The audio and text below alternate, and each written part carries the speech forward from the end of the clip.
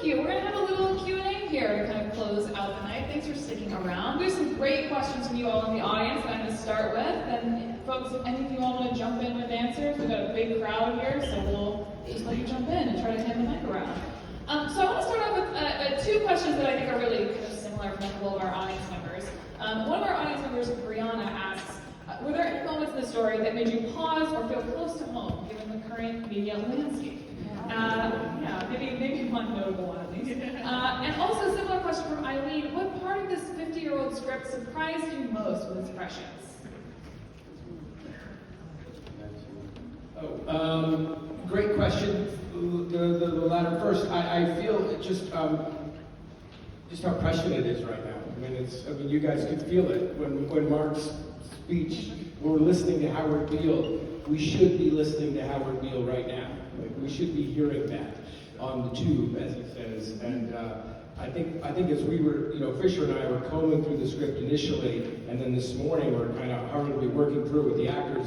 You could just start to feel it come alive. And I think we should take a moment to know, like, we have an extraordinary group of actors up here. Many of them came on to just do like smaller parts because they wanted to be a part of this. And you could really just, in this short time we had to work on it, feel the script really start to lift off. That's a sign of great writing and great acting. So I think we should give them another round of applause.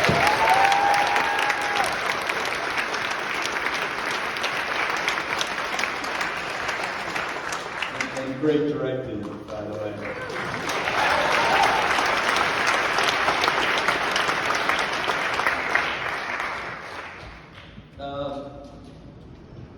I think they thought they were making a satire, and it turned into a documentary. It's so prophetic. So much of this hadn't happened in 50 years ago that reality TV, sort of the complete commandeering of our attention by screens now. Our whole lives are spend more time on our screens, on the tube, than we do in our own lives. In a way, maybe that's become more of a reality. We've been fooled into believing that's a reality.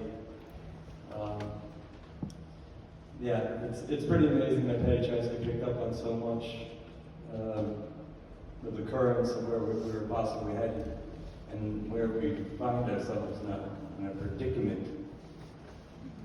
To put it mildly. So another question from our audience here, from Carmina. Could you share how you prepare for a reading like this? How it might be different from how you might prepare for something in film or television or a longer run? What's tackling something like this under such a short time frame like? Well, I guess everybody here probably prepares or does not prepare differently. And all actors have their own process. I planned on watching. I haven't seen the film in a long time, and then I thought maybe I should probably rewatch it, but I had to watch The White Lotus and the new one. I haven't finished it yet, so don't shout at me. But I think it's interesting when you do a cold read, and this I read this, did a very a pretty thorough rehearsal this afternoon. Read it and got it up on its feet. And Tom with a lot of energy, herded us like cats, to try to put the whole thing together. And I think what's exciting is that when you put it on in this kind of way, it's totally raw. It's not really. It's kind of an unfiltered product.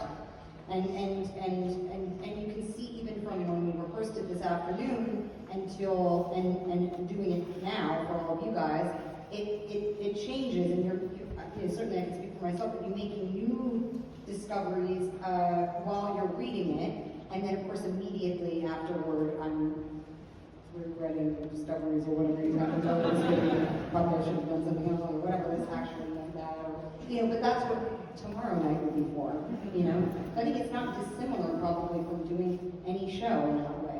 It's a live thing that keeps changing, every time you read it through. Amazing. So I have one that I kind of want to popcorn through all of you all here. People can just feel free to shout it out. We've got a question from Andre. If you could have played a different role tonight, which one?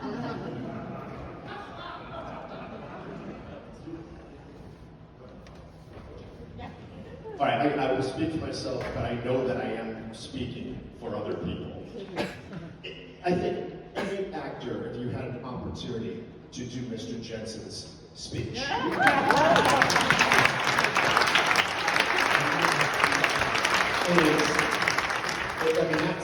that speech alone, which Richard, you did with aplomb.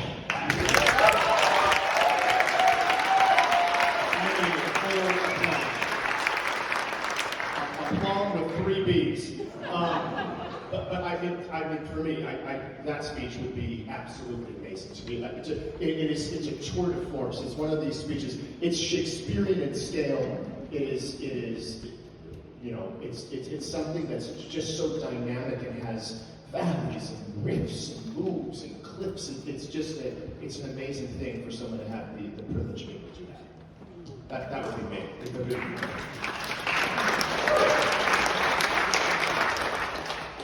Anybody else have any different answers here? Richard, who would you play? I'd like to play that guy.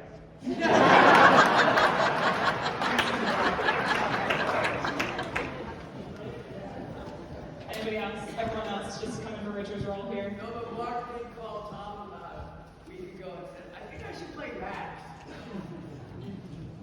And then, I didn't say that. I have the text chain. Bobby should play Leo and I should play Max. Tell Bobby came along.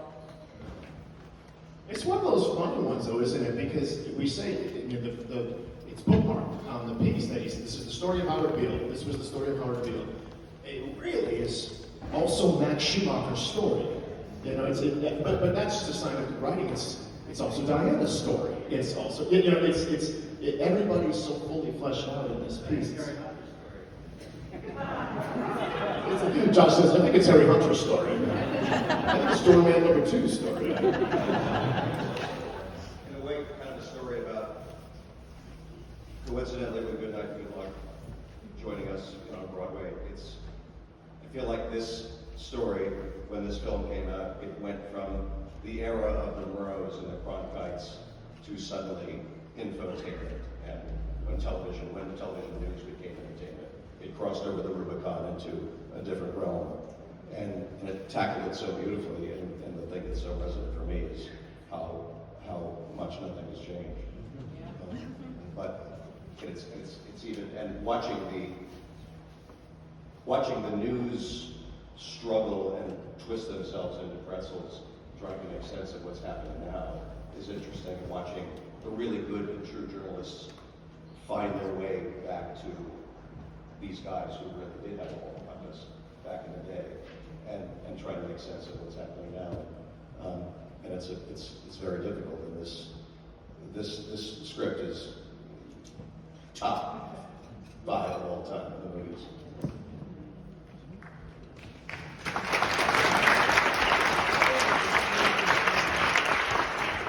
So I have one more question, and it has to do with this space that we're here in tonight. Obviously, it's not going to come as a surprise that I think this is a special space.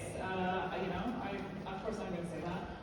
But I want to ask you all a little bit about the experience of working here in our sort of like beautiful, unique sanctuary space, and also if any of you have anything to say about the importance of spaces like the Center at West Park, spaces where not only do we have incredible nights like this, with incredible folks like all of you who are just, we have this incredible audience here tonight, but also creating space for artists who are earlier in their careers to work in a similarly spectacular space.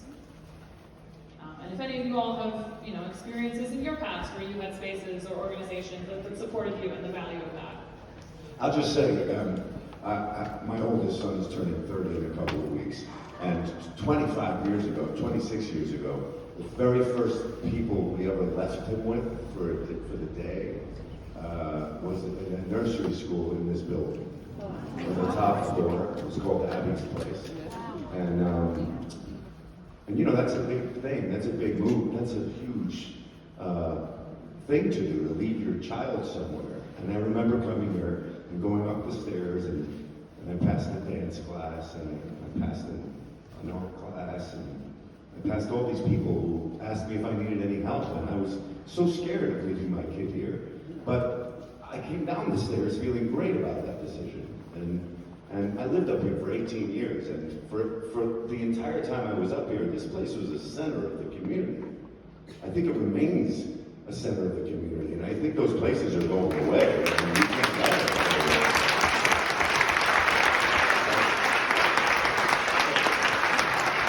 Well, that's just my personal connection to it, but you know, I think these places are, unfortunately, we cannot let them take them away.